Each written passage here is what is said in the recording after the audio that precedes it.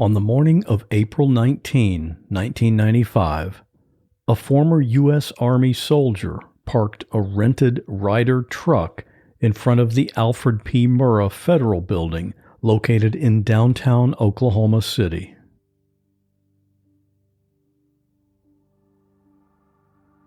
Inside the truck was everything he needed to carry out his plan of terrorism and mass murder. He had a large bomb, which he created using agricultural fertilizer and some chemicals, including diesel fuel. After parking the truck, he got out and walked toward his getaway car, a yellow Mercury Marquis. He ignited a timed fuse and a second fuse as backup. Inside the building, in one of the office conference rooms, the Oklahoma Water Resources Board had just begun a 9 a.m. meeting. Days before the Oklahoma Water Resources Board meets, they actually they sit in this room and discuss the application and vote whether to approve or deny the application. So they're the decision makers. And you'll receive a copy of my proposed recommendation and can attend that board meeting and present your information directly to them or arguments directly to the 9-member board. They generally meet the second Tuesday of every month. So you'll be advised of that. With regard to this proceeding, basically there are 4 elements that I have to receive information regarding.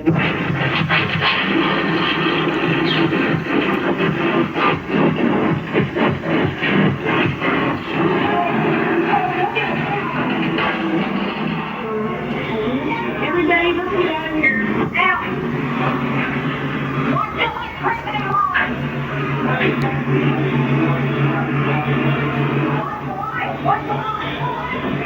Yeah.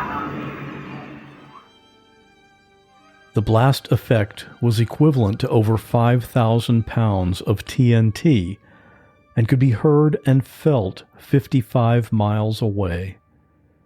The blast either destroyed or damaged 324 buildings within a 4-block radius. 86 cars were either burned or destroyed, and a large section of the federal building had been reduced to rubble. News crews were shocked when they first viewed the damage from their helicopter. It looks like part of the building has been blown away. We'll have to back around to the other side so I can get a better view of it. The explosion went off around 9 a.m. and we could feel the explosion in the newsroom at least 5 miles from downtown. As the chopper goes around the side of the federal building, wow. Look at that shot. Holy it is cow. Absolutely incredible. The side of the federal building has been blown off, Jesse. About a third of the building has been blown away. This is just devastating.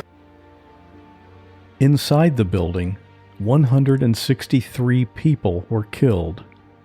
Additional casualties were 1 person in the nearby Athenian building, 1 woman in a parking lot across the street, 2 people in the Oklahoma Water Resources building, and a rescue worker who was struck on the head by falling debris. In total, 168 people died that day. 19 of those were children. Almost 700 other people were injured. My guest today, Amy, was in the federal building that morning. She worked on the 3rd floor at the Federal Employees Credit Union. You're about to hear her tell the story of what happened to her that day. But just as amazing is what has happened to her since that day. Real people in unreal situations.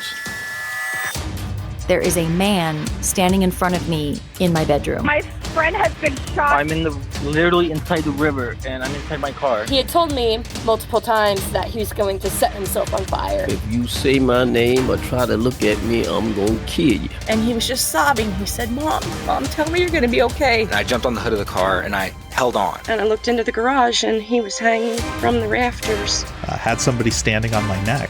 He's better to me dead. I want him dead. I'm Scott Johnson, and this is What Was That Like?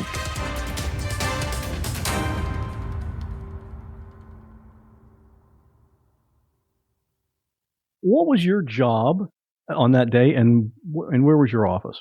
I worked downtown in the Federal Building on the third floor, and my actual desk was just a few feet from the front glass windows of the Federal Building. So basically kind of front and center on the third floor. And at that time, I had a desk job, and I worked in the credit card department. I had started out as a teller and had worked for several years as a teller, and finally got my opportunity for a desk job and was really excited about that. This may seem like an unrelated question, but it kind of fits in with the rest of the story. Did you like your job? You know, I was a bit on the lazy side, and I liked the people that I worked with. The woman that I worked for, Vicky, I really admired her and liked her. And so I was starting to reach a place where I did actually like what I did, because I really liked I think it was the maybe approval that I would get from Vicky. So it really was about my supervisor, not my actual work, which of course we all now know that, when people quit their jobs, they're usually quitting a supervisor. So the supervisor has so much to do with your quality of work life. So yeah, so I think I was finally at a place where I was starting to like work, but I always liked the people that I worked with. Yeah, that makes a big difference when you go in. You mentioned the name of the credit union. It was a Federal Employees Credit Union, and this building had lots of government offices and government workers in this building. Did it ever occur to you ahead of time that the building might be a terrorist target? Absolutely not. I mean, I went to work for the credit union in 1988, and we never heard stories of anything happening to federal buildings or anything like that. In fact, I remember thinking that I was at the safest place, because usually the issue of working for a financial institution is you're concerned about robbery. And that's always in the back of your mind. Well, I never worried about robbery. We had Secret Service, ATF. I mean, we had all the law enforcement agents all around us. They watched out for us. We never worried about somebody robbing us. So that never entered my mind. Yeah, a bank robber is going to look for an easier target. Oh, yeah. Like that, yeah. So sure. It never dawned on me we would be a terrorist target ever. On that day, you were in your office. Some coworkers came in. Just tell us what happened then. The morning of the bombing, it was, really just a typical spring morning in Oklahoma City. And I had spent the first hour of my workday running around chatting with all my friends. So basically goofing off, just talking with everybody. I was getting ready to close on my first house. So I was really excited about it. So I was talking to everybody about the house. And when it got close to 9:00, I sort of had this feeling of, oh my gosh, I have literally goofed off like almost my first hour of my day. I better get to work. And so I headed to my office to sit down at my desk and start to work. And one of my coworkers, who was 7 months pregnant, came in and sat down right beside me. I was finishing up, signing on the computer. I sort of had this feeling of, what does she want? Because, here I'd goofed off the first part of my day. I really needed to get to work. I didn't have time for whatever it was she needed. And so I kind of took my sweet time addressing her, signing on the computer, doing some other stuff. Then I finally turned to, hey, what do you need? And when I turned to say, hey, what do you need? I don't know if the words ever made it out of my mouth or not, because that's when the bomb went off. The only way that I know how to describe it is if you've ever been to like a hard rock or heavy metal concert, and you happen to be right in front of the speaker, and it's like almost that feedback static, like it's so loud you can't actually comprehend what you're hearing, like a roar. That was my attempt at trying to describe it, because I just can't describe it. I know what you're talking about. It's more like you feel it rather than hear it. Mm-hmm. Definitely. And then on top of that, I was hearing screaming. I could hear screaming all around. And I remember hearing a woman screaming just right in my ear and then realizing that was my voice. I didn't even recognize the sound of my own voice. I was just so terrified. And I felt this, the whole time this is happening, I felt like this rushing sensation, like I was falling. And I'm thinking I'm falling to the floor. I didn't know, but I was actually falling 3 floors.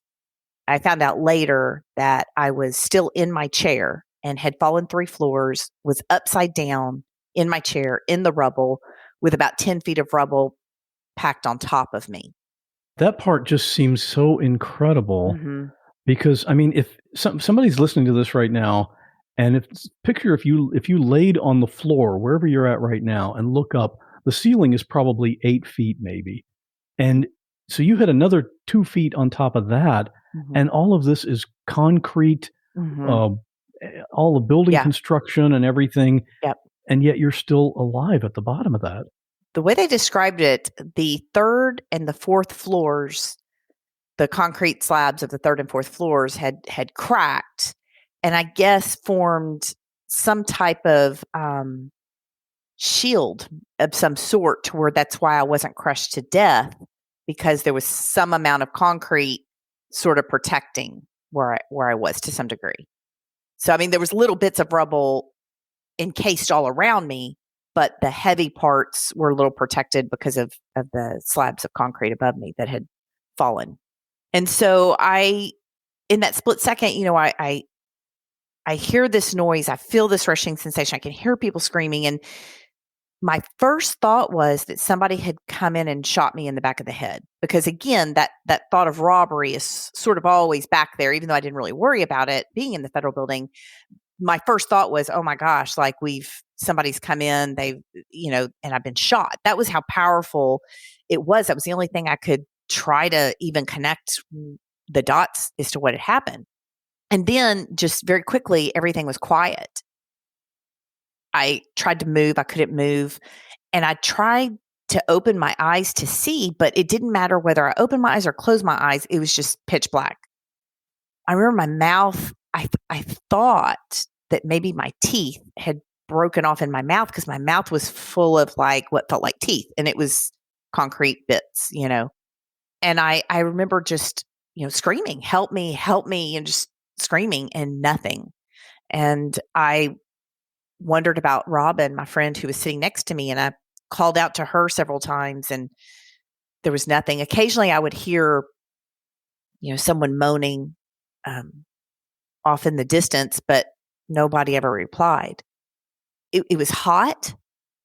And I remember there was this smell that if I ever smelled it again, I would know that's what it was, but it was just this awful burning smell that, I'm assuming is fertilizer burning. I don't know.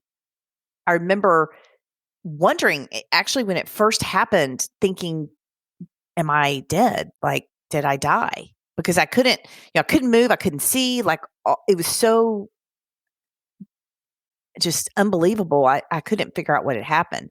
And then I could hear a siren going off in the distance. And I decided, okay, there's a siren, like I'm alive. I'm hearing this. But then I thought, because nobody would answer, I'm thinking, I don't know what just happened, but what if everybody is dead and I'm the only person left alive, and I'm just here until I die. I really could not understand what had happened. But that whole thing was about 45 minutes. After about 45 minutes, I heard men's voices, and I heard them saying, let's split up. Let's look for the daycare babies. And so I heard this and I thought, oh, okay. I was a little confused because I worked on the 3rd floor. The daycare was on the 2nd floor. I did not understand that I was at the bottom of what was once this 9-story building. But I started screaming, and I heard this man say, I hear you, child. How old are you? And I remember wanting to say, 2, I'm 2, because I was thinking if I tell him I'm 28, he's not going to come get me. And I paused. I said, I'm sorry, I'm 28, and he said, that's okay. And he started yelling, we have a live one. We need backup. We need help. And he said, we can't see you. We have to follow the sound of your voice. So keep talking to us. And I said, what happened? And he said that it had been a bomb. Well, in 1995, for listeners who weren't around then, this was not a thing that happened.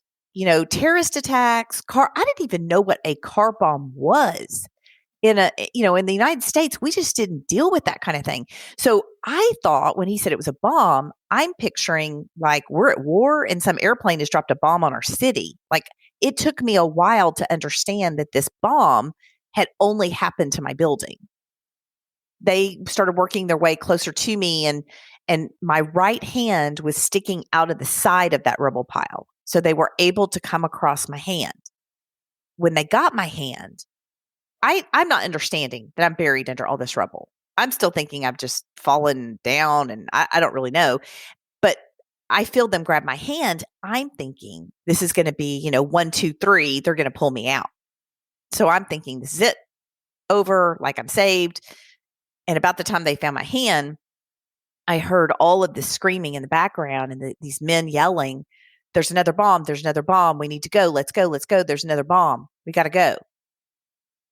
I realized at that point, they couldn't pull me out. And they started saying to me, "Amy, we're going to be right back. We just need some more hydraulic equipment. We're going to be right back." But I could hear what was going on. And so I just started saying my name over and over again, tell my family I love them, because I knew that this was it. I now understood what had happened. And now there's another one. So I'm not getting out. I am getting ready to die. So you thought they were saying just to go get more equipment, but that was just to placate you. Yeah. And so you wouldn't worry as much, but they were there. Yeah. Any minute another bomb could go off, and then you'd really I mean, they were yelling, "There is another bomb. There is another bomb." I remember hearing one of them say, "There's another bomb. It's going to be worse than the first. We've got to go. We've got to go." And they did need equipment, but I could hear what was happening. And if you ever have watched footage that they replay sometimes at the anniversary, you will see the footage of people running from the scene. That footage is during that second bomb scare. It's not during the first one. When the first bomb went off, there was nobody in the streets. They were all in the building. When the second bomb supposedly was going to happen, that's when you saw people running everywhere, blood streaming down their faces. They're just panicked and running. That was when they thought there was another bomb. But in reality, there was no second bomb. There was no second bomb, but there was about 45 minutes that my reality was, there is another bomb. I'm getting ready to die. And so once they left, that's when I experienced what a lot of people refer to as life flashing before your eyes. Just those moments where you realize this is it. Like, this is really, really it. And you're thinking about your life, and all of a sudden realizing what really is important, and, that you lived a life that you didn't really live, and just the deep regret, the crushing regret that I felt was it was terrible. It's something I would not want anyone to ever go through, which is kind of why I speak so much about my experience, because I want people to really think about their lives and not take it for granted, and to live with intention, because you don't realize until it's over. And there's a book I read called Regrets of the Dying, I think was the name of it. It's by a woman named Bronnie Ware, and she was a hospice nurse, and she interviewed all these patients she had that were dying and asked them like what their regrets were. The number one regret was not living a life true to themselves, but we get so caught up in our day-to-day stuff, all the things, taking care of kids, groceries, errands, work. We don't stop to really think about, how are we actually living our lives? Like, are we really living a life true to ourselves? We don't until we're about to die. And then all of a sudden it's like, whoa, I didn't live my life the way I should have. Right. What was I thinking? Mm-hmm. And that's what I experienced during that 45 minutes, was just all of that realization that I'm getting ready to die, and I never even lived. I never even lived. And so I just kept basically begging God, for a second chance, a do-over. I'll live different. I'll do anything. I just want a second chance. Now, how does that fit in? There was a point when you were still trapped where you assumed you were going to die, and you decided, I'll just kill myself. Yeah, I did. I really did. So I thought my first thought was it was really hard to get air. I sort of had to lift my head up in this crevice to really breathe in some air. And I remember thinking, I'm going to quit breathing. Like, I'm just going to quit breathing. I'm going to quit trying to breathe and die. And yes, that sounds ridiculous, and it is, but it was just an attempt to try to control my own destiny, I guess. And that didn't work because your body will fight to live and breathe. And so then I thought, okay, I'm going to try to fall asleep. I'm going to make myself fall asleep. I'm just going to try to fall asleep because somehow, if you die in your sleep, that's not going to hurt. I don't know. And so I tried to fall asleep, and that you can't make yourself fall asleep either. So yeah, I had all these thoughts racing through my head, trying to figure out what to do. And people hearing this might think, oh, that's so silly. Why would she think those things? It's so stupid, right? But nobody's been through what you've been through. No, right. I mean, in those moments, you're just freaked out, panicked, like trying to do anything. And I can't move. I can't do anything. And so all I have is my mind to think, and that's it. I'm just picturing the claustrophobia of that. But of course, that had to be the least of your concerns, though, right? I mean, I'm terribly claustrophobic. I really am. So, always have been. And so, yeah, that just didn't even enter my mind. That's amazing. It was such terror and such panic. It's like you couldn't even dissect, and it all happened so fast. You couldn't even really process or dissect every moment because it was just all so much, so fast, and just that desperate, like, I want to live, like whatever it is. It's amazing the strength you have when you must have it. Suddenly it's there. So I laid there and did this bargaining, begging, second chance, please God, just get me out of here. And I remember another thing I did was I thought, okay, so I grew up in a faith-based home, a Christian faith-based home. And I went to children's church as a kid. You'd always have to memorize scripture, and they gave you candy, which, that probably wasn't the right thing to do. So here I am. I have to say too, I was 355 pounds. So that's a critical part of the story. Yeah. So I was 355 pounds. I'm trapped into the rubble. Some of the regret that I had was that I had let relationships back home drift away, because this was before cell phones, social media, email. I didn't want to go back home to have people see me because I had gained so much weight. I had gained 200 pounds. I didn't want anybody to know. And so therefore I let relationships slide. And so those were some of the regrets I had while I was trapped, is not those relationships. I remember thinking, okay, I'm going to remember one of these scriptures, right? I'm going to quote a scripture, like, I don't know, I guess I'm thinking, meditation, like something. And so the scripture that popped into my head is this one that a lot of people I'm sure have heard, whether they're a Christian faith or not, but it's, though I walk through the valley of the shadow of death.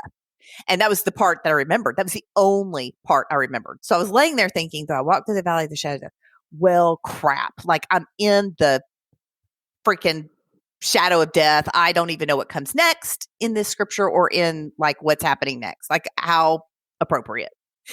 And just the irony of it, And so I sort of went through this whole, as I'm going through this, flunked out of college. I just, not that I think college is the right answer for anything, but just all the opportunities that I had in my life that I squandered and wasted.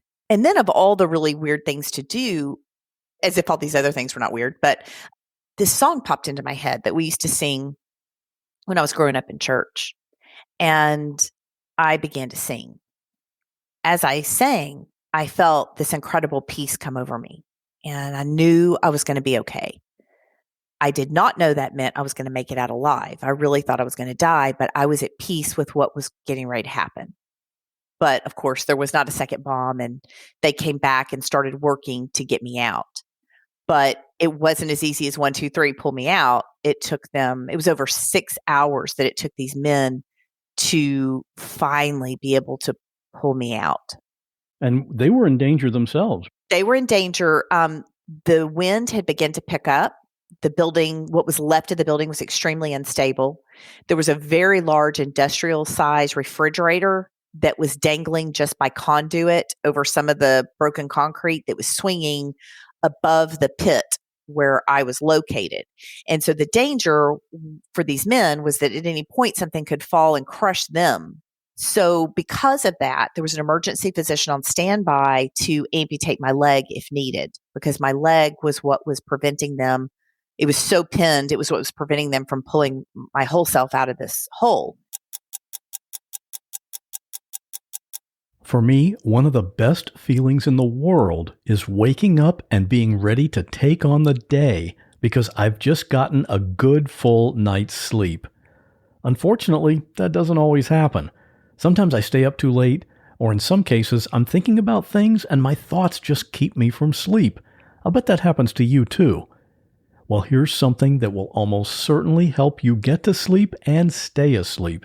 It's a podcast called Sleep Meditation for Women. It's hosted by my friend Katie, and her voice will ease you right into the sleep you need. Here's a sample.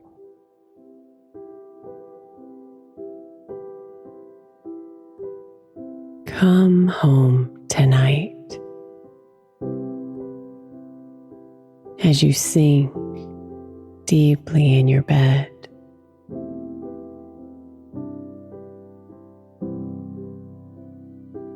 the thoughts want your attention, want to keep you awake.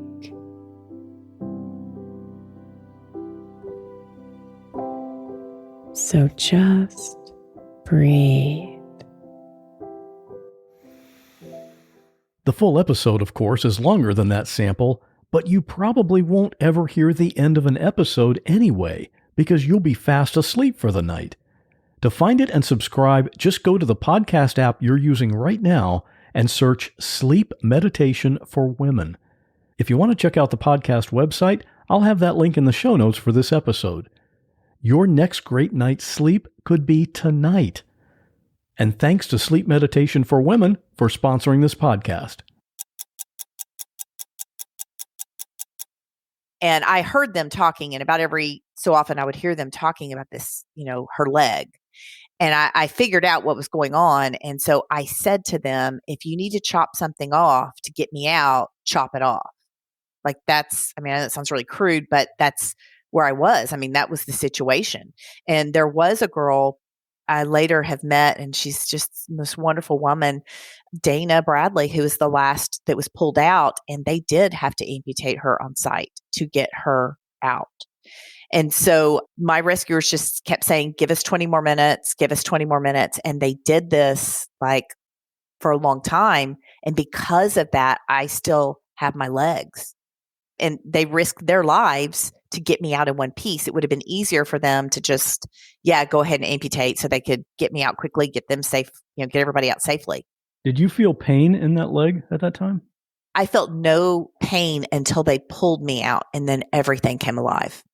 They said, okay, we're going to count to 3 and pull. This is probably going to hurt. And of course, I've been saying, chop it off. I'm all brave, so I'm like, I don't care. Pull me, get me out. And they pulled me out, and wow, everything did come alive. But as I looked around, it was like a movie scene is the only way I can describe it. It wasn't real. My brain was telling me this isn't real. What you're seeing is not real. That's how crazy it was. Just the remains of the building. And I remember seeing the staircase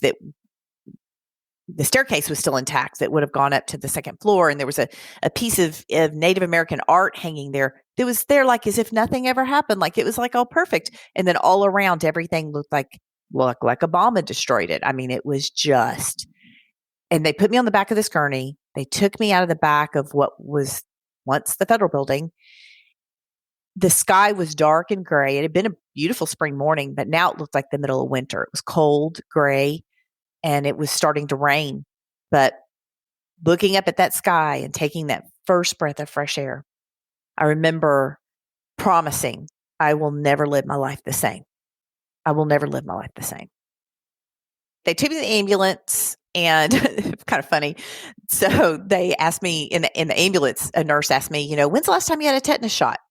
And that was when I lost my shit right then. That's when I lost it. Here I'm all in the building, chop it off if you need to chop it off. I get in there and they start talking to me about a shot, and I freak out. I hate needles. I freaked out. I'm bawling, crying. I don't want a shot. And that nurse, I'll never forget, it was a male nurse. He's looking at me with his eyes like so big. And he's like, you mean to tell me you have been trapped in that building and you're scared of a shot? And I'm like, yes. And he said, well, I'm not giving it to you. I'm getting my supervisor. I did get the shot. But anyway, so yeah, then they took me to the hospital and I ended up in ICU. And that's when I started piecing together. They had the nurses had the news on in ICU and we're watching it. And so that's when I first started piecing together bits and pieces of, how bad it was, what had really happened. Media descended upon Oklahoma City, of course, just immediately. And the hospital PR guy had come into my room and said, hey, Bryant Gumbel's out in the hallway. He wants to interview you. And back in the day, so to set the stage, the Today Show had two anchors, Bryant Gumbel and Katie Couric. And there was always sort of in the tabloid this rumor that the two of them didn't get along or something. I don't know. I think it was the drugs they gave me. I have no idea, but I cannot believe I did this. But this is what I said. I was like, well, I don't like Bryant Gumbel. I like Katie Couric. So the guy comes back in. He's like, okay, Katie Couric does want to interview you via satellite because they didn't send Katie there. They sent Bryant there. So I go via satellite. I do this interview with Katie Couric. She asks about the leg. She asked about the wound. Well, they had told me that all I had was a cut on my leg. So I'm picturing like a Band-Aid situation. I've got a cut on my leg. So I said, I just have a cut on my leg. And, I hadn't seen anything because I was so beat up and sore. I literally couldn't move. I was like a mummy, I couldn't move and I was bandaged all up. So I couldn't see anything. I said, yeah, I just have a cut on my leg. And so in that interview, they take me immediately to like this whirlpool thing to put me down in this huge whirlpool and they start unbandaging my leg. While you were on TV?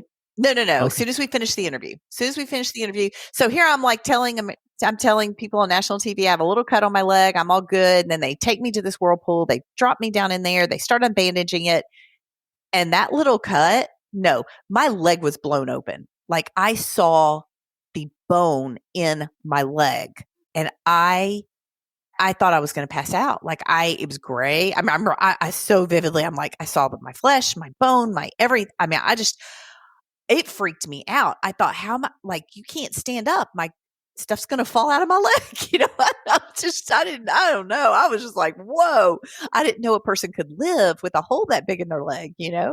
Nobody wants to see their own bones. No. But I have thought since then, we're so nowadays, we're all with our cell phones and our cameras and, the gross part of me is like, man, I wish I had a picture of that. Now, but it was terrible. When did you find out about the outcome of as far as your coworkers? Well, right away in the hospital, I was just convinced that, hey, if I made it out alive, there are other people. Like I was wanting to encourage everybody, don't give up hope. Like they're in there. They just got to get to them.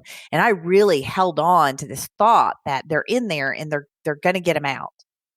But then, as the days ticked on and there were no other survivors coming out, there was me and there was Dana Bradley and nobody else. It became evident that they weren't going to come out. The phone would ring constantly in my hospital room with my coworkers, family members calling, asking, do I remember what they wore that day? Do you remember what Christy had on? And it was terrible because I talked to Christy. I spent that first hour of my day running around talking to everybody. How could I not remember what they were wearing? I only remembered what my best friend Sonia had on that day. And that was it. I didn't remember what anybody else had.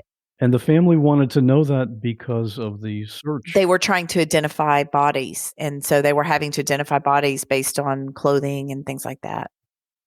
It was awful. This is before cell phones and things like that. So news traveled slower, right? So you had to wait for the newspaper to come out, or they would run it on some of the news was running 24/7, but the newspaper would print every day, like whose bodies they'd found. So who was deceased, who was in hospitals, so we could keep track of like who had made it and who hadn't through the newspaper. So that's how you read your friends' names in the newspaper? Yeah, I remember. So Billy Graham and Bill Clinton President Bill Clinton and Billy Graham came to town to do like a prayer service. I don't remember what day it was. I was in the hospital for 8 days. So somewhere during that 8 days, they had this big like prayer service, like multi-faith, like thing. And it was on television. They were filming it live. And I remember sitting in the bed, like, oh, there's Bobby. There's Bobby. Oh my gosh. That was one of the moments where I could see people that I knew walking in. So I knew they were alive because I saw them. 168 people being killed. You can't keep track of that many names. And I found out that 18 of my 33 coworkers were killed. But out of the 168, something like 100 of those people in the building, I knew because they had accounts at my credit union and they came in to get money every day. Because you didn't have ATMs even back then. So they came to us to get their $5 for lunch or whatever. And so even now, sometimes somebody will say a name and they'll be like, oh, they were killed in the bombing. And it's like, oh yeah, that's right. Because it's just hard to remember that many people who died. We lost 18 of 33 coworkers. I mean, think about that. Like if you worked in an office with 33 people, over half are killed. It was terrible. One of your customers came to visit you in the hospital. Can you talk about that? Oh gosh, yeah. So the day before the bombing, I think it was, I had a call from a man who was going through a divorce and wanted to take his wife off the account. And he was like, I want to take her off the account. Like, I'm getting a divorce, like remove her. Well, it doesn't actually work that way. So, you can't just call up and like remove your spouse. Like the spouse has to actually agree that they want to be off the account. So I tried to explain that. Like, okay, I need to, both of you will need to sign a card to remove her from the account. And he did not like that and was talking down to me the whole time. Honey, get your boss on the line. He'll understand. Let me talk to him. Well, my boss was a woman and our CEO was a woman. In fact, it was mostly women where I worked. So I remember just finally probably being equally ugly back to him saying, well, she's at lunch. I'll have her call you back. And I remember he called me an ugly word. So anyway, so that's how that went. And so one day I was in the hospital laying there and it's one of those moments where nobody was around, which was unusual because the room had been flooded with people and family and everything. And this big old man walks in.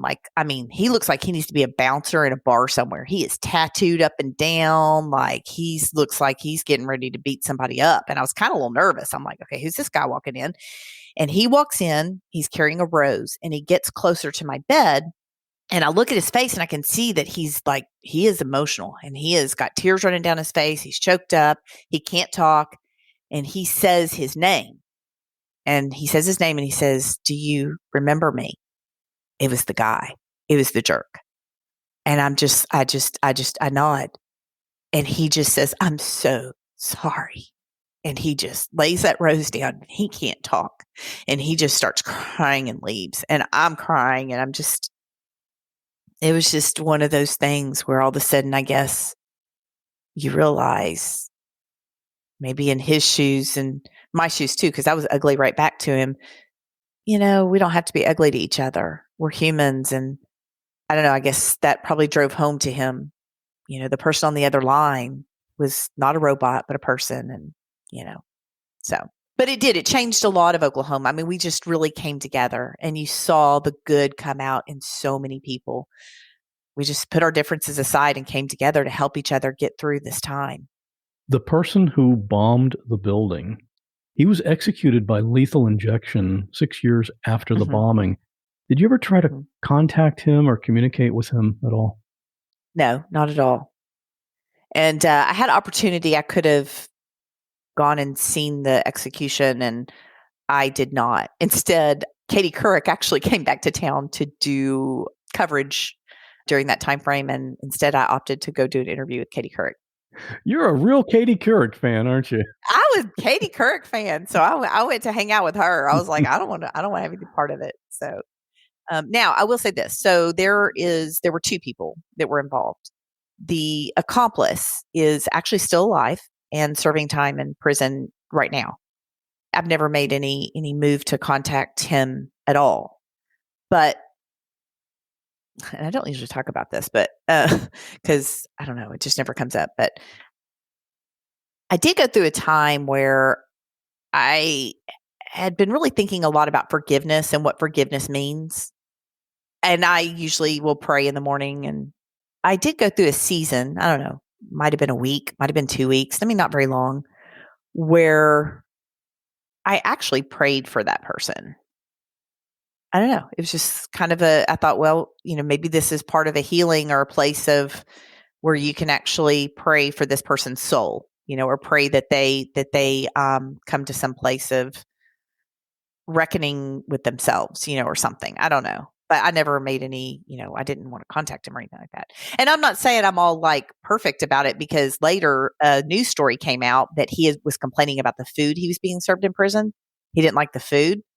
And I'm like, are you freaking kidding me? I'll give him some food. Like, let's put poison in it. So, I mean, it's not like I'm all this perfect, like, Christian who forgave, so you're human too. Okay. Yeah. Oh, yeah. I went straight back to, I'll give you some food with some rat poison in it, Right. So, anyway, but yeah. So at this point, your credit union, your employer, that was the only location you had. That was completely destroyed. That was it. And half your staff is gone too. Yeah. Yeah. What do you do? Well, that's what do you do? Like, in an instant, our entire business model was destroyed. We served the people. We existed to serve the people in that building, and that was our only location. That's gone. Business model gone. More than half our employees gone. Like, what do you do? Well, the credit union industry as a whole is very collaborative. It's our mission. All credit unions' mission is people helping people. And what happened was credit unions came together from all over to help us. And there was a large credit union in Oklahoma City they were so large, they actually had sort of a mock teller line where they trained new tellers on this like fake teller line. They let us open up 48 hours later using that mock teller line. We opened up inside of a competitor's office. So we were able to open 48 hours later, and there was just a handful of us left. But we were clear that we wanted to survive. It was very important to us. We did not want to merge. We wanted to make it. And so we began just getting very intentional about what needs to happen next. What do we need to do? Just the next step, the next step, the next step, and to survive. And we did. And we're 6 times larger today than we were then. It's just, I look back now and I think we shouldn't have made it. We shouldn't have survived. Like, I don't know how that happened. That's just an amazing story right there to me that our credit union made it. Well, it's kind of, it says something about the nature of credit unions too, because I mean, can you imagine Bank of America saying to Wells Fargo, hey, come and use one of our buildings? Yeah. It's funny. I say that. I have said that so many times, and not to slam any other bank or anything, but you typically don't hear that, right? You don't hear that, but you will see that with credit unions where they will come together to help each other. So your credit union, it's a different name now, but it's much larger. You yourself are much smaller. Yeah. How did you do that? Well, okay. So I'd like to tell you that, when I left the hospital, like, cue the Rocky music, like I went running down the steps, like, da-na-na, da-na-na, I'm going to change my life. It didn't exactly work that way. First had to work through a lot of grief, a lot of grief, a lot of emotional trauma, and rebuilding the credit union. Totally focused on that. Through the process of rebuilding this credit union, we got good at like setting goals and accomplishing those goals, setting steps to get there. And I realized, why is it that I can do amazing things at work? Like, why am I a rock star at work and my personal life sucks? Like, why can I not, get it together? Because I had never lost that moment of, I want to live my life differently. I mean, I meant that. I really did. And there were things I did change right away, but there were bigger things I wanted to change. I wanted to go back to school. I wanted to lose that weight. I mean, I didn't want to weigh 355 pounds. I wanted all those things different, but felt paralyzed kind of to get there. I remember we had a new CEO that had come in. Our CEO retired, a new one came in. And I remember she said to me one day, Amy, I want to ask you a question. What do you think we need to change here? What needs to be different? Talking about the credit union, what needs to be different? And I kind of man, this is a CEO. Is this a trick question? Like I kind of had deer in the headlight look, like I'm not sure how to answer this. And she said to me, no, you have a magic wand. Like you have a magic wand. What would you do different? And that sounds so silly, but that little twist of you have a magic wand, what would you do, made it safe. Suddenly it was safe for me to like dream and say, oh, well, we would do this and this. And so I thought about it. I was like, we would have a great culture. We would have a great culture. I described it. We're going to sing Kumbaya in staff meetings, whatever. And so I finished and she said, okay, well, given your current situation and your current limitations, what are the very smallest steps you can do right now today to help get us there? Write that down. That's your action plan. And I left her office and I was thinking, okay, what just happened? Like, I'm not even in management yet. And suddenly I'm responsible for like our culture, but it was exciting. And I later looked back and realized the reason it was exciting is what she gave me was hope, because the definition of hope by the authors of Hope Rising, The Science of Hope, they say hope is the idea that your future can be better and brighter than your past, and that you actually play a role in making that happen. So hope is action. Hope is something you do. Hope is a verb. And I was like, okay, I can do that. It gave me hope. And so I pulled out an index card and thought about my own life and thought, okay, what are the things I want to change in my life? Like if I had a magic wand. And I actually took it. I looked at financial, relational. I looked at every aspect and wrote down, and I wrote it down as if it already happened even. Later, I found this Word document. I did it in a Word document. Found the Word doc. It gave me chills because everything had come true. One thing that came true was slightly different because I had written about what my marriage would look like. And I wrote this beautiful love story of this marriage. And it happened, but it didn't happen with the person I had been married to. So I actually went through a divorce and remarried. But I look back now and all those things I wrote down actually did come true. Well, what happened was writing it down gave me clarity of what I really wanted. And then I chose one thing. I chose what I thought would be the easiest thing. Because weight, I mean, God, all of them were tough stuff. But I thought maybe I can go back to school. So I started with that one.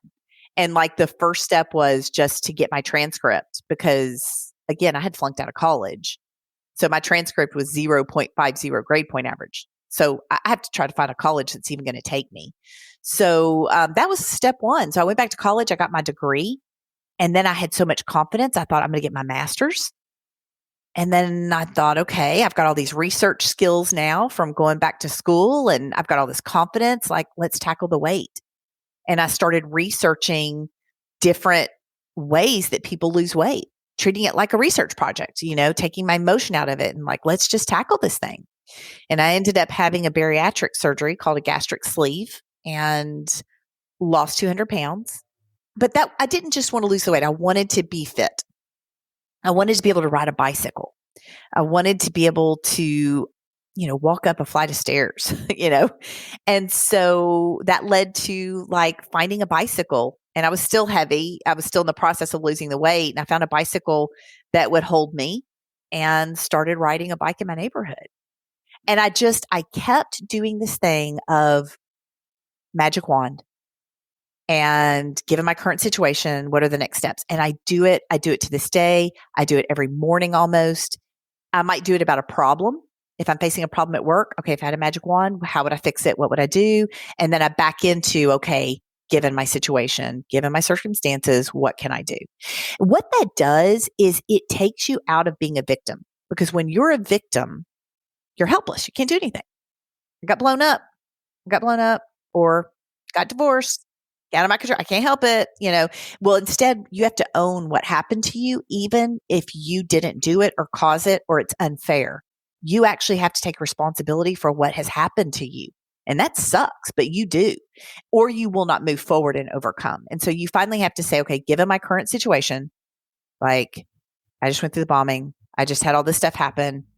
Like, what can I do to move forward? Here's a question. Have you ever thought about having your own podcast? That's the question I asked myself back in 2012 and I decided to start a podcast for my business. Of course, back then, I didn't know the first thing about what was involved or what equipment I would need or any of that, but I found someone who specializes in helping people get started. That's Dave Jackson, and he runs the School of Podcasting. Dave has been podcasting since 2005, when no one had even heard of it, and he has the gift of teaching. That was the perfect combination for me, so I joined the School of Podcasting, and everything was laid out really plainly in a format that was easy even for non-techie people. There are lots of video courses as well as live group coaching and lots more.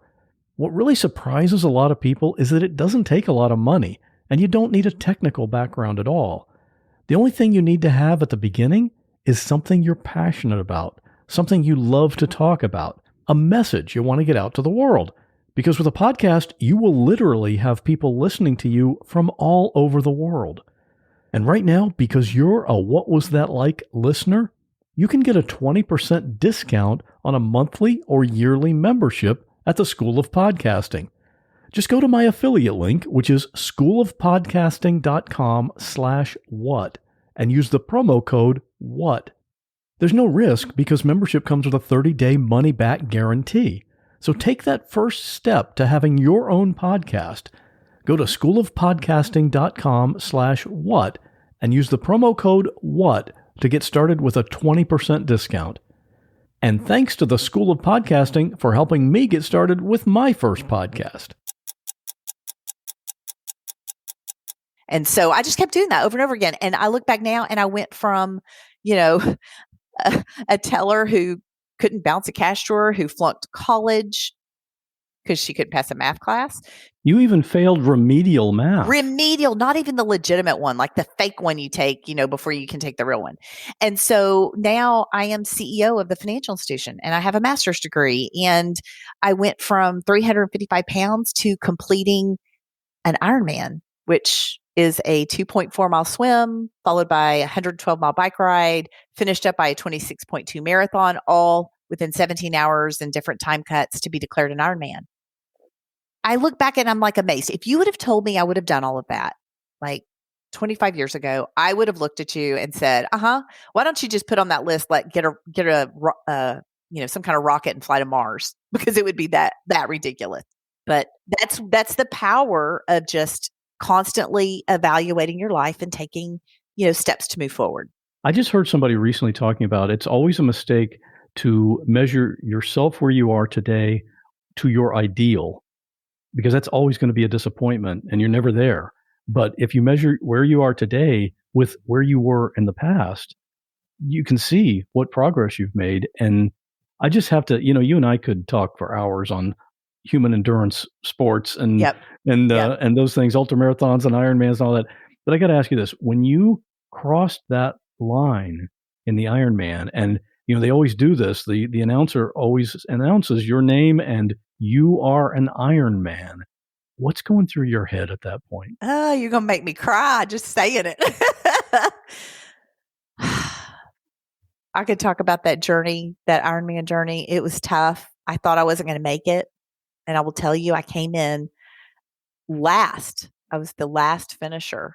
It was hit or miss whether I was actually going to make it in time. And so when I rounded the corner and I saw the lights in that big chute of that finish line, and I looked up and I saw myself on that Jumbotron, it was like slow motion. I remember every moment, the hands giving me high fives over the railing, and, it's midnight and there's still people there. They're cheering me across. And I saw my husband at the finish line and my coach was standing there and they had the medal, and the voice of Iron Man says, "Mike Riley, you are an Iron Man." I was so overcome with emotion, and they put that around my neck. And, I mentioned I grew up in a faith-based home, and after the whole bombing and everything, I really kind of embraced my faith again. And one of the things I thought of is in the Bible, they talk about life being like a race, like run the race. They describe it as an endurance race. And I thought about, whatever heaven is like.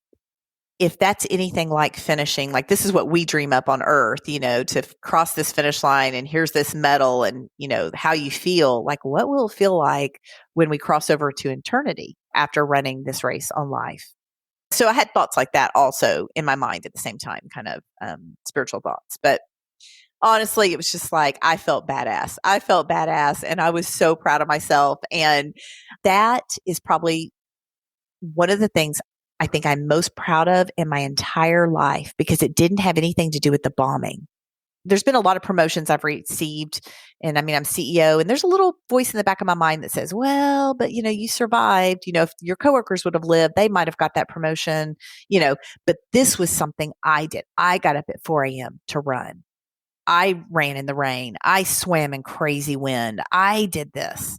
And my body, even though I've lost weight, I'm still an unlikely athlete. I'm still on the heavy side. I'm still, not quite who you think of when you think of an Ironman. But I did it. And it proved to me that I can do hard things and I can do what I put my mind to.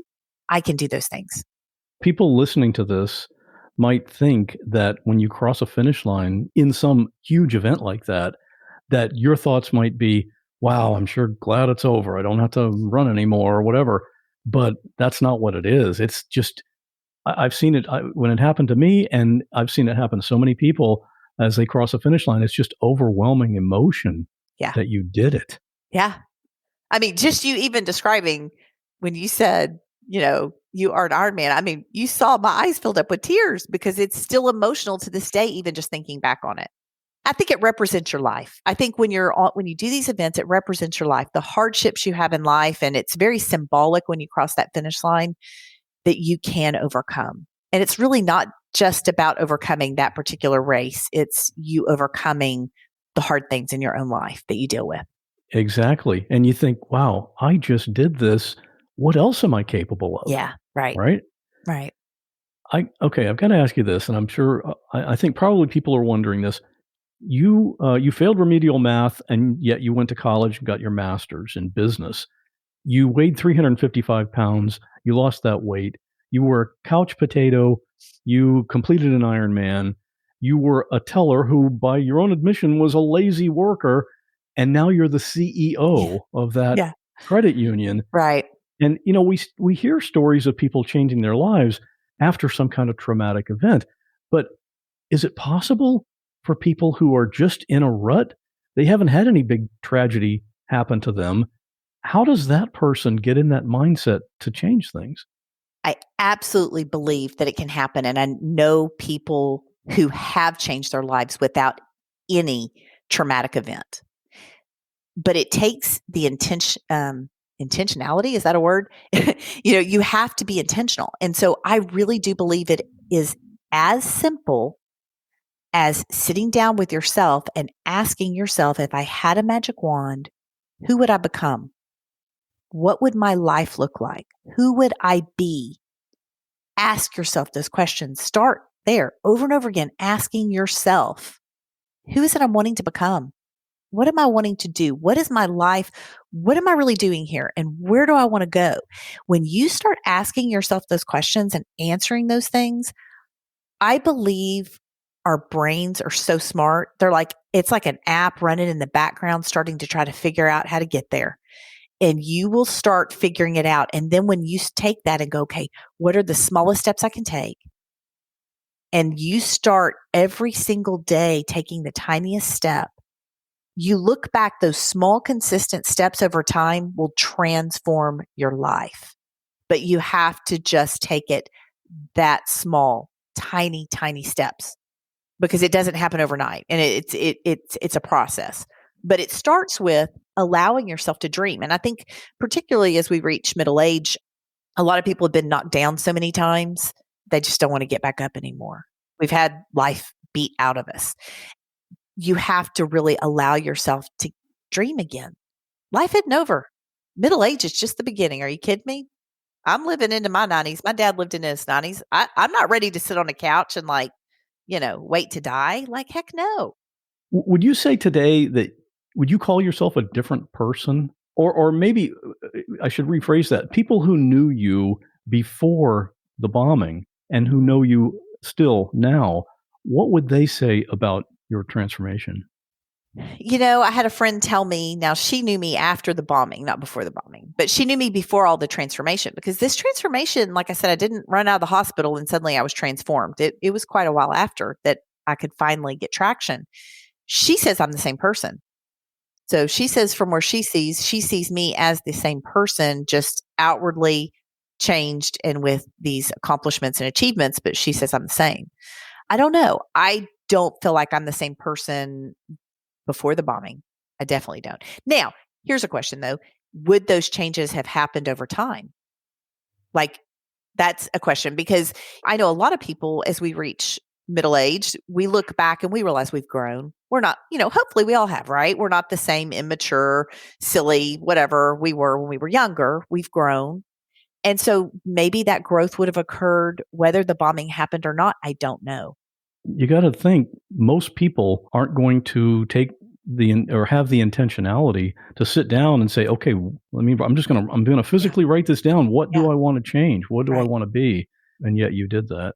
We do it every now and then. We'll do it at New Year's. We'll do it. But to just do it all the time. And it doesn't take that long. Like I do it with coffee. Have my coffee, sit down, and it may not be every single day. It might be 5 days a week, but I do it often.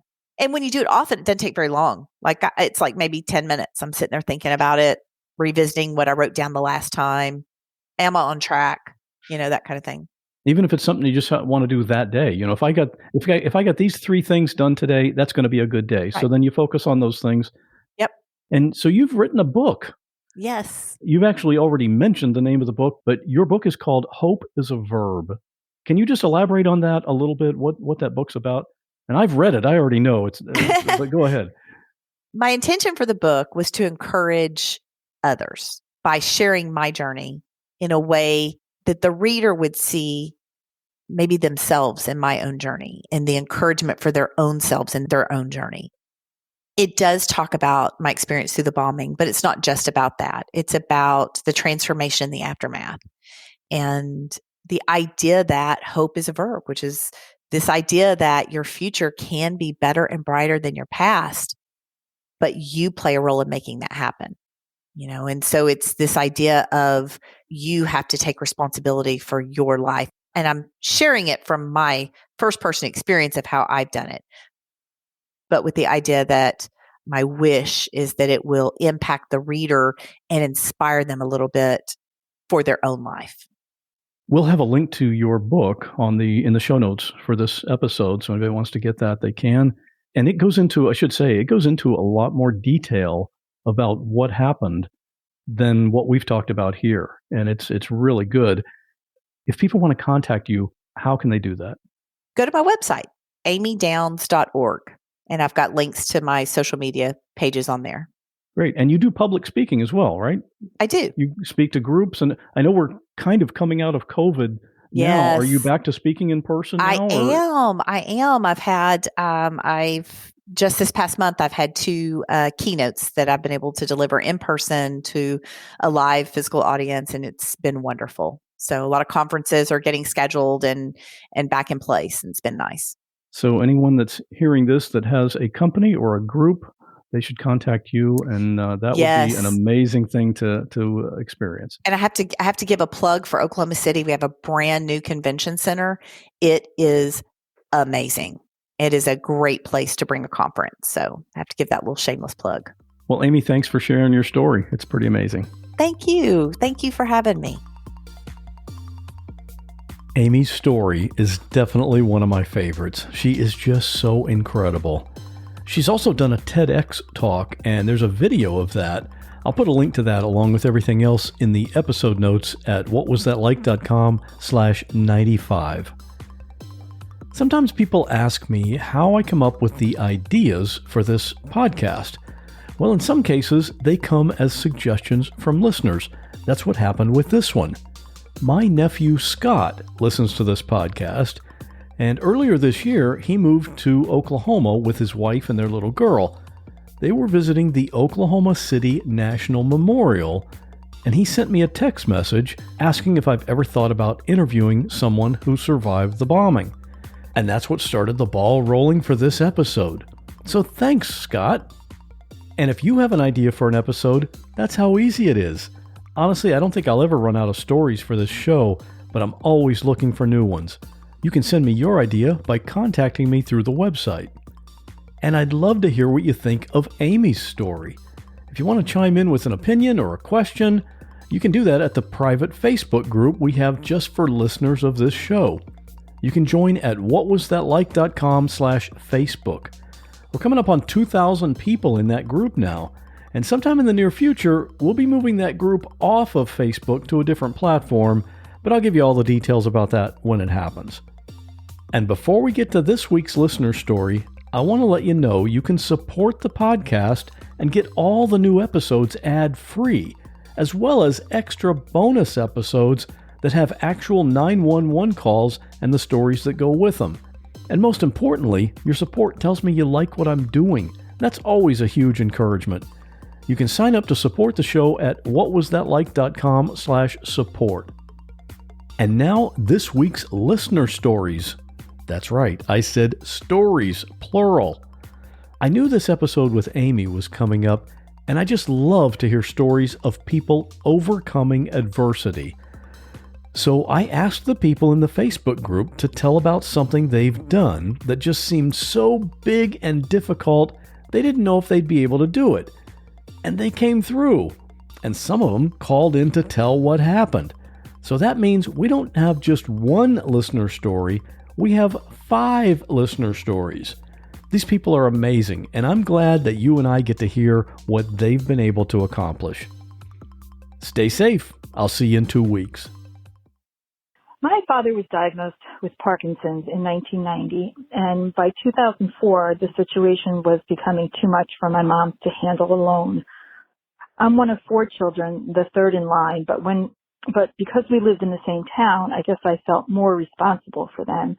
And to make a long story short, we sold our home and built onto theirs, and I became a caregiver for the next 13 years. My parents were not the overly lovey-dovey type. And here I was, possibly the least favorite kid, which is a whole other story, set up to take care of them for the rest of their lives. When I knew my dad was actively dying, the thought of even asking for hospice help and then calling my siblings to tell them that, it paralyzed me. I was so afraid of the death, the emotions, all of it. But my family all came and we surrounded his deathbed and had the most beautiful send-off. 12 years later, my mom had a stroke and was in bed for 2 years. And again, I didn't know how I was going to do this. I just know it had to be done. Caregiving is a really, really hard job. Changing your parents' diapers is just something you don't expect to do in life. Fortunately, my family was great. My kids would keep my mom's spirits up and mine. I remember one night listening on the baby monitor to my daughter singing her heart out, and my mom jokingly telling her she was really good. My siblings would also come whenever I needed them, and I was graced by their gratitude, but inside I was still so scared of my mom dying. Her death was just as scary to me as my dad's. Giving her the morphine that was prescribed by hospice felt like I was aiding in her death somehow. Again, calling in the family when I knew it was the end was the worst feelings I ever had. I held it together until a car ride to the hospital behind an ambulance carrying my mom, where I think I just cried for about 20 minutes. We took her home from the hospital so she could die in her house in peace, surrounded by her family. I miss my parents terribly. I miss the life we had when we were all living together and making the best of their health struggles. But I'm at peace for the death we were able to give them. Hi, Scott. Love the show. In response to your prompt on Facebook, something I did that was incredibly difficult that I never thought I would do was a CrossFit competition. Growing up, I wasn't super athletically inclined, but in my 30s, I was diagnosed with high blood pressure, the weight was creeping up, and I knew that I needed to start some kind of physical activity consistently, or else I would just get older and the harder it would be to start.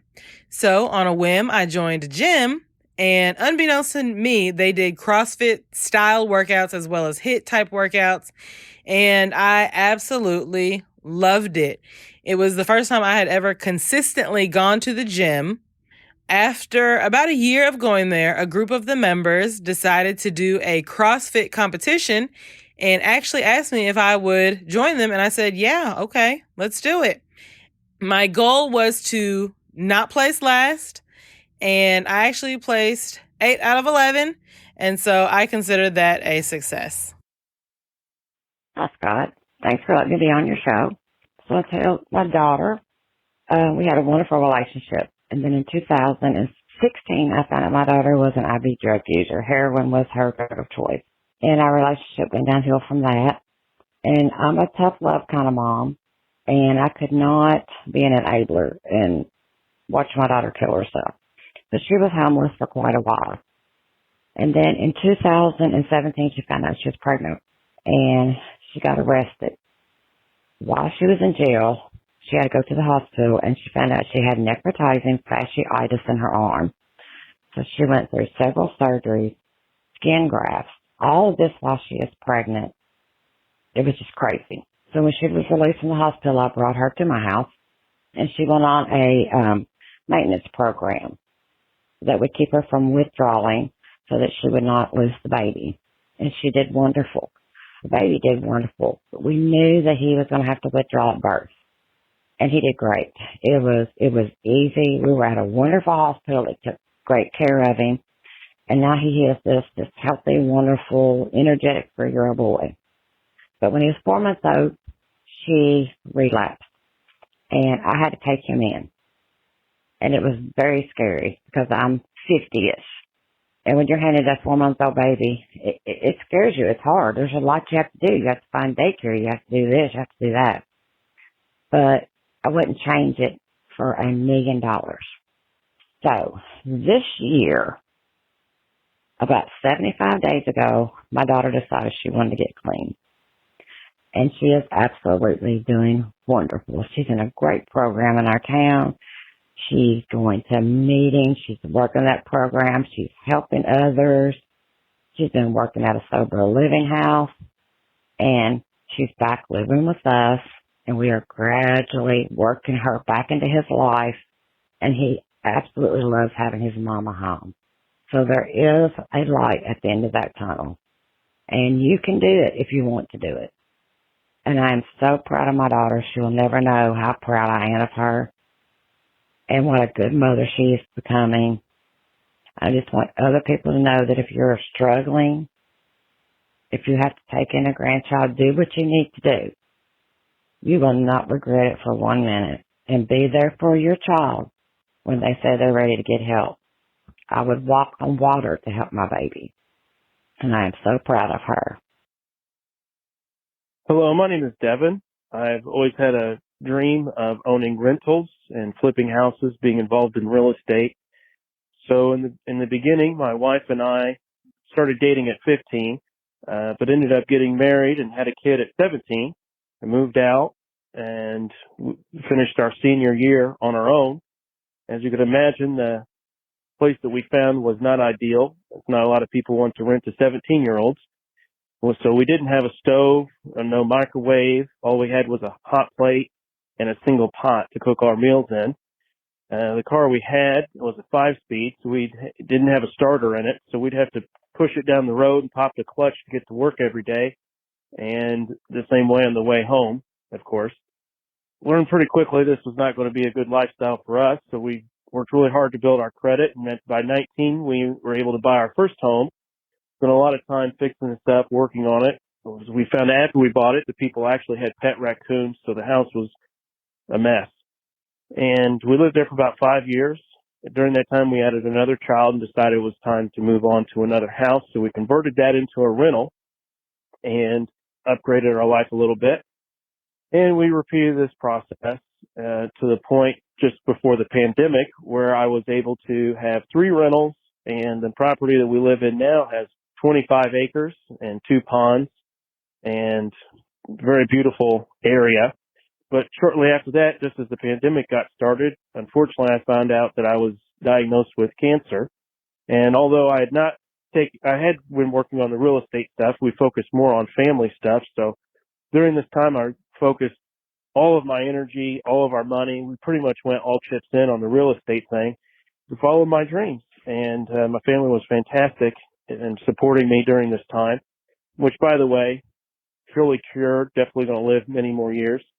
But anyway, during that time, I put everything I had and was able to flip a home. And as of now, we've got 9 rentals, and we'll probably be able to retire by the time I'm 40.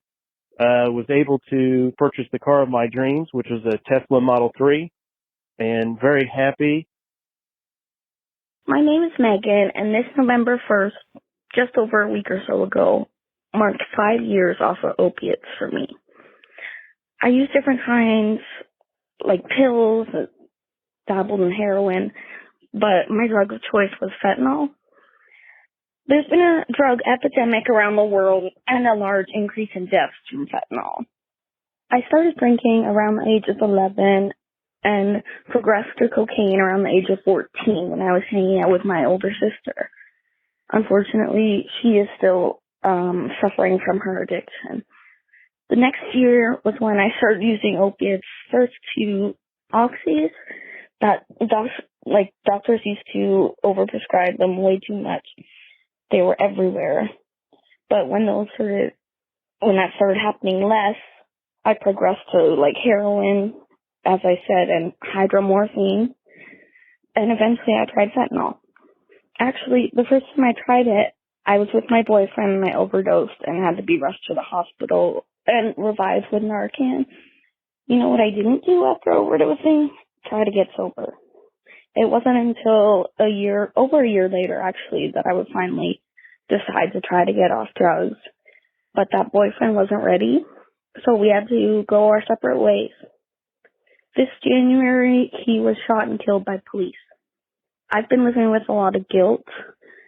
I know you can't help someone who doesn't want help, but it's hard. So, on to the good, though.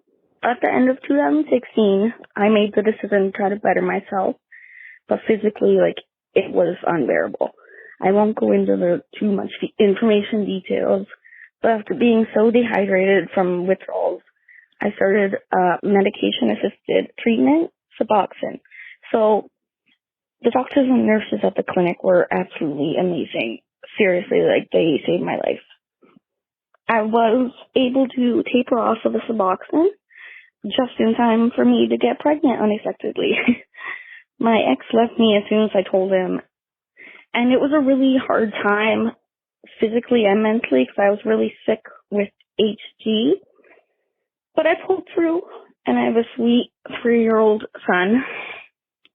Now I'm in school full-time for child and youth care. I have a great boyfriend, and we're planning our future together. In my Facebook memories, I see pictures of me, and you can see it in my eyes how high I was. It's a good reminder that I've come a long way, and I have a lot of things to look forward to in the future.